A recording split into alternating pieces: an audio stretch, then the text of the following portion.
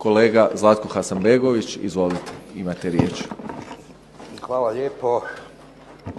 Poštovani, nemamo potrebu ulaziti s vama u historiografske rasprave i raščlambe, niti o ustaškom pokretu, niti o pozdravu Za dom spremni, niti o fašizmu, niti o nacionalsocijalizmu, jer smo o tome za razliku od mnogih sve jasno rekli, a kao pojedinci u sklopu svojih građanskih profesija kao povjesničari pisali i u svojim knjigama. No, s obzirom na vašu pravno-povijesnu neukost, imamo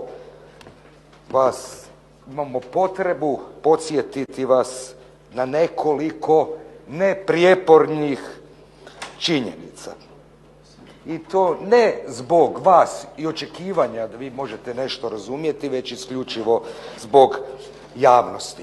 U ustavno-pravnom smislu, i to treba papagajski ponavljati, moderna Hrvatska država, Republika Hrvatska, nije utemeljena na bilo kakvom takozvanom antifašizmu. Pojam takozvanog antifašizma se ne spominje bilo gdje u ustavnom tekstu, niti u izvorišnim osnovama, dakle takozvanoj preambuli, niti u normativnom dijelu. Nigdje u Ustavu, dakle u nijednom članku ne stoji da moderna Hrvatska nastala ne samo na takozvanom antifašizmu, već i na takozvanom šumskom ZAVNOH-u kao ispostave AVNOJ-a. Dakle, gospodo iz dvoglave aždahe, uzmite Ustav u ruke, pročitajte više puta u miru, ako treba i prije počinka. U preambuli stoji sljedeće, parafraziram: tisućljetna nacionalna samobitnost i državna opstojnost.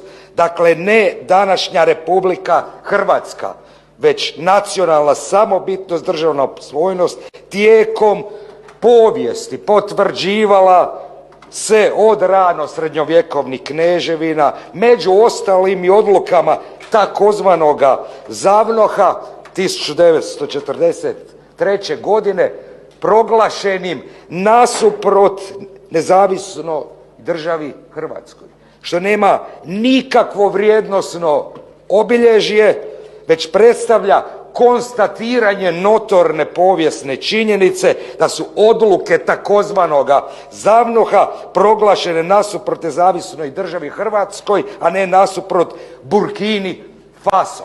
Ni manje, ni više. Ako baš hoćete, što god tko od nas misli o nezavisnoj državi Hrvatskoj u ustavnom tekstu, uopće se ne izriče bilo kakav činjenični vrijednost ili bilo koji drugi sud i ocjena niti nezavisne države Hrvatske, niti okolnosti njezina postanka, nastanka, sloma, niti njezinog pravnog poretka. Ako želimo bilo što znati o nezavisnoj državi Hrvatskoj, u Ustavu o tome nema niti sloga. Dakle, nema antifašizma, nema ZAVNOH-a, nema AVNOJ-a. U hrvatskom Ustavu i zakonodavstvu ne postoje odredbe ili propisi koji bi izrijekom zabranili ne samo Za dom spremni ili bilo koji drugi pozdrav. Dakle, zato se postavlja ključno pitanje, s obzirom na dvije činjenice: o prekršajima javnog reda i mira i kaznenim djelima odlučuju sudovi, a ne komesarijat gospodina Tomaševića, koji bi provedbom ovog zaključka izdvojio grad Zagreb iz ustavno-pravnog poretka, pretvorio ga u šumsko-partizanski kvazi užičku republiku i korpus separatum i s obzirom na imovinsko pravna pitanja uzvikivali smo, uzvikujemo i uzvikivat ćemo na Maksimirovskom sjeveru za dom spremni. Hoćete li zabraniti Dinamove utakmice? Dakle,